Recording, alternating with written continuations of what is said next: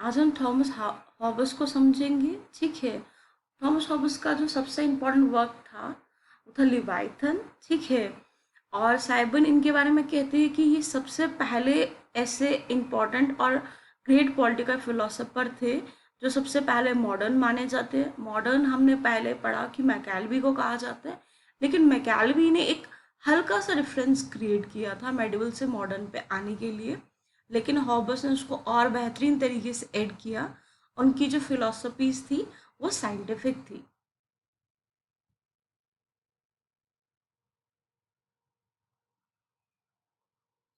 हॉबस के अकॉर्डिंगली जो सबसे इम्पोर्टेंट रियलिटी थी लाइफ की वो थी कि एक इंसान है, वो जस्ट एक मैटर है, बॉडी है, सोल का कोई कंसेप्ट नहीं है। अभी जब हम एंशियंट थिंकर्स और थोड़े बहुत मेडिकल थिंकर्स पढ़ते हैं, उनके हिसाब से जो एक इंसान है वो एक सेपरेट एक सोल है। बट हॉबस के अकॉर्डिंगली एक जो इंसान है वो सिर्फ एक बॉडी है, फिजिकल बॉडी है जो मैटर से बनी हुई। ठीक है। हॉबस के अकॉर्डिंगली सोसाइटी कोई फॉल या कोई ऐसे इनिशियली नहीं बनी है, ये एक कॉन्ट्रैक्ट के थ्रू बनी, एक प्रॉपर मैनर में बनी है। और इसने क्या किया था, जो एनार्की थी उसको ख़त्म किया। एनार्की का मतलब होता है लॉलेसनेस स्टेट, जहाँ पे कोई भी गवर्नमेंट नहीं हो। मैन एसेंशियली क्या है, एक बॉडी है, नथिंग बिसाइड्स। ठीक है। Man is creature of activity. He must be always doing and have no final end where he can rest. हॉबस के अकॉर्डिंगली जब से एक इंसान पैदा होता है, मतलब फ्रॉम बिगनिंग, वो हमेशा किसी ना किसी एक्टिविटी में इन्वॉल्व होता है till the death of his life. वो हमेशा क्या होता है, उस एक्टिविटी में इंडल्ज रहता है। ठीक है। The rule behind all behaviour is that living body set instinctively to preserve और हाइड इट्स विटालिटी। एक इंसान की जो लाइफ है वो हमेशा अपनी जो फिजिकल बायोलॉजिकल नीड्स होती है उनको प्रिजर्व करने के लिए ही काम करते रहते हैं। It means that real goal which nature has place before man is not merely the satisfaction momentary Dzire but self preservation. इसका मतलब उसके लिए क्या इंपॉर्टेंट, सबसे इंपॉर्टेंट टास्क है उसकी अपनी लाइफ की प्रिजर्वेशन, उसकी अपनी अच्छी लाइफ चलना।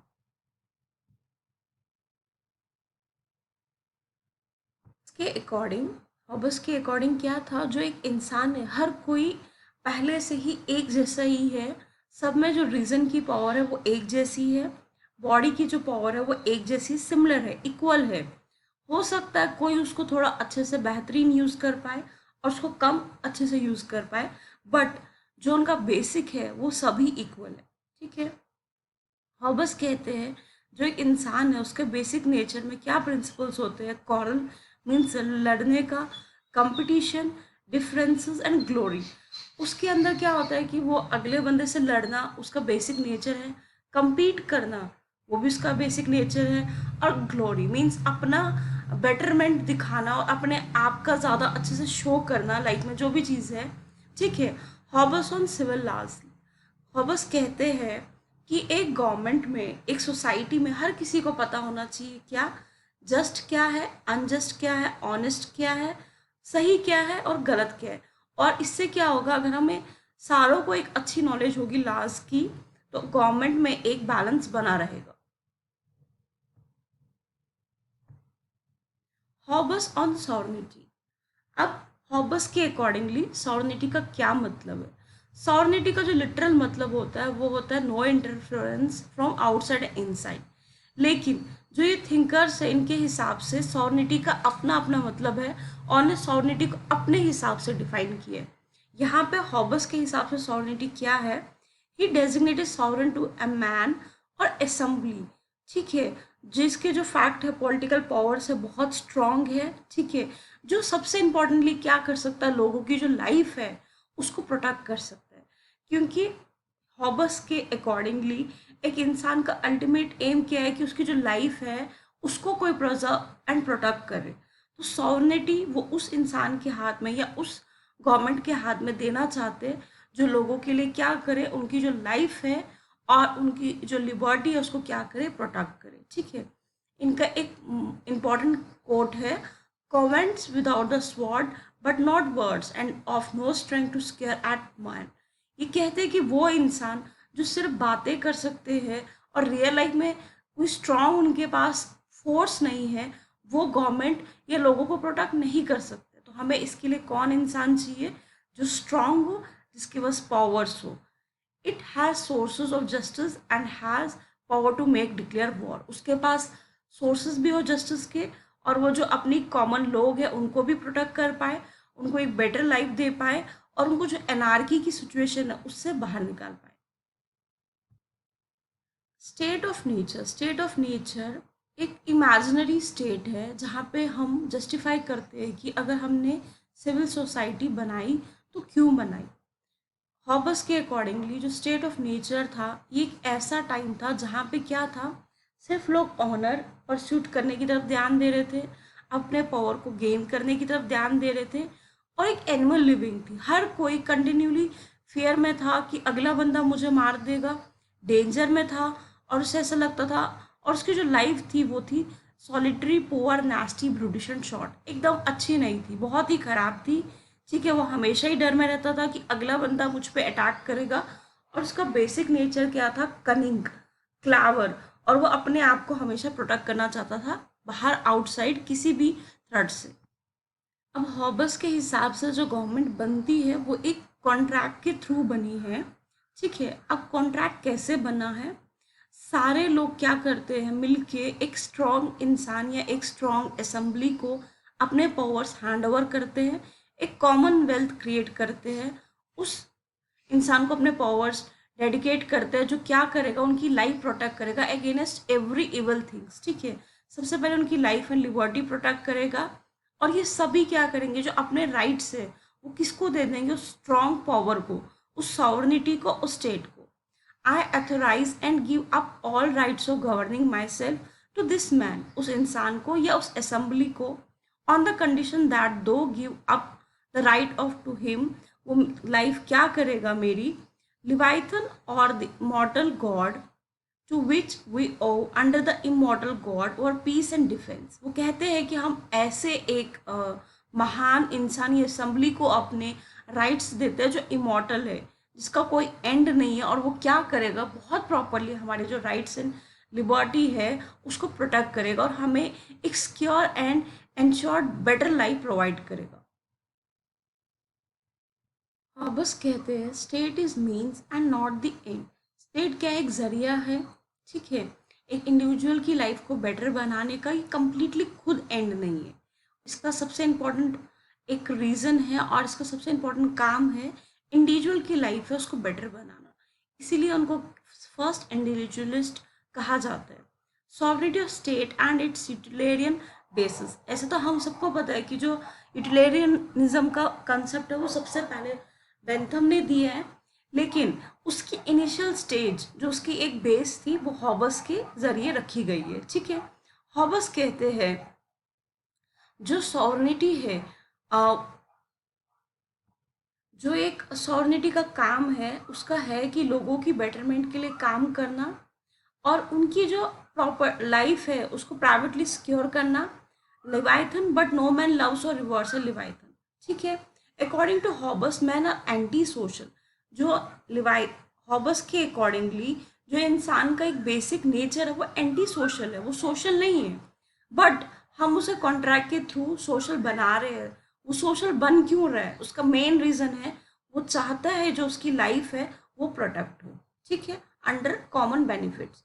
The only way to achieve this purpose is to keep the king or ruler who is beneficiary to the contract outside। जो भी कॉन्ट्रैक्ट में सुप्रीम पावर जिसके हाथ में होगा, हमें उसको कॉन्ट्रैक्ट से बाहर रखना है, आउटसाइड रखना है। कॉन्ट्रैक्ट बनने के बाद उसको सारे पावर्स देते हैं ताकि वो क्या कर पाए, अच्छे से गवर्न कर पाए। His doctrine is that of absolute state. एक सॉवरेनिटी होनी चाहिए जो एब्सोल्यूट हो, जिसके पास सारे पावर हो, लेकिन किंग एब्सोल्यूट नहीं होना चाहिए। हमें किंग को क्या करना है, लगातार चेक करते रहना है कि क्या वो अपने पावर सही से यूज कर रहा है कि नहीं कर रहा है। इनके हिसाब से सुप्रीमेसी ऑफ मेजॉरिटी। क्यों? ये मानते थे कि अगर सबने अपने राइट्स दिए हैं किसी कॉमनवेल्थ के लिए, और जो ज़्यादा से लोग हैं उस सोसाइटी में, वो तो मेजॉरिटी ही डिसाइड करेगी कि ये बेटरमेंट के लिए है कि नहीं। इसीलिए ये मानते थे supremacy of majority. There is no long contract stand, people have no right to disobey, oppose to resist the authority of the sovereign. उनके पास कोई भी राइट नहीं है अपोज करने का सॉवरेनिटी, क्योंकि उन्होंने ही इसको बनाया है, ठीक है। चाहे वो सही कर रही है, चाहे वो गलत कर रही है, लेकिन उनको ओबे करना है the unlimited power of the sovereignty को, ठीक है। देयर आर फिर कंडीशन जहाँ पे हम अपोज कर सकते हैं राजा को या सॉवरेनिटी को। कैसे? अगर जो वो राजा है या वो गवर्नमेंट हमें एक अच्छा खाना प्रोवाइड नहीं कर रही, अच्छी एयर प्रोवाइड नहीं कर रही, और हमारी लाइफ को प्रोटेक्ट नहीं कर रही, क्योंकि हमने बनाया ही अपना जो सॉवरेनिटी है वो अपनी लाइफ को प्रोटेक्ट करने के लिए बनाया है। अगर वो काबिल ही नहीं है हमारी लाइफ को प्रोटेक्ट करने के लिए, तो हम अपोज कर सकते हैं। Hobbes justified disobedience to a command which frustrates the end of self-preservation which authorities set up for. जिस पर्पस के लिए ही वो बनी है, अगर उस पर्पस को ही जो राजा है वो कंप्लीट नहीं कर पा रहा है, तो हम लोगों के पास पूरा राइट है उसको अपोज करने का।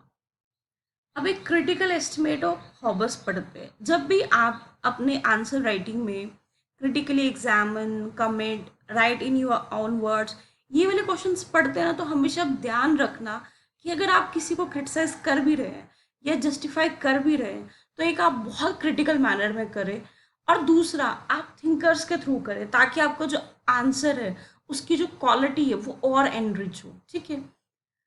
पहले है व्योगन, वो कहते हैं so far as vital development of political thought is concerned, Leviathan has remained and deserved to remain without fruit, a fantastic hybrid incapable of perpetuating its kind.